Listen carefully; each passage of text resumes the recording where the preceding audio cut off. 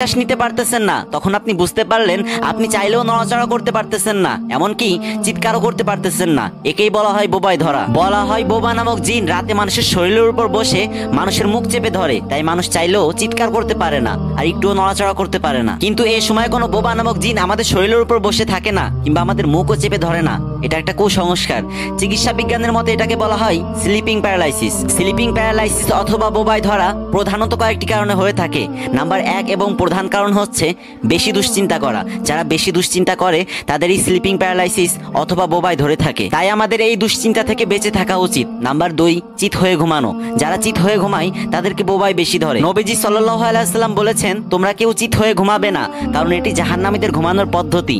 Number 3, ঘুমের অভাব। একটা মানুষের প্রতিদিন 6 থেকে 7 ঘন্টা ঘুমানো উচিত। তাই যদি কেউ তার ঘুমের চাহিদা না মেটাতে পারে তাহলে তাকে বোবাতে ধরতে পারে অথবা স্লিপিং প্যারালাইসিস হতে পারে। নাম্বার 4, যারা অতিরিক্ত পরিশ্রম করে তাদেরকে বোবাতে ধরতে পারে। আর নাম্বার 5, যারা প্রতিদিন নেশা করে তাদের এই স্লিপিং প্যারালাইসিস অথবা বোবাতে ধরতে পারে। আর যখন আপনার ঘুমের ঘরে এরকম হবে তখন কখনোই ভেঙে পড়বেন না, ভয় পাবেন না। যদি আপনি ভয় পান তাহলে আপনি আরো অসুস্থ হয়ে যাবেন। বোবায় ধরা এটি একটি স্বাভাবিক ব্যাপার, কিন্তু এটা যদি আপনার প্রতিদিন হয় তাহলে এটি অস্বাভাবিক। এটা যদি আপনার প্রতিদিন হয় তাহলে ভালো একটি ডাক্তারের পরামর্শ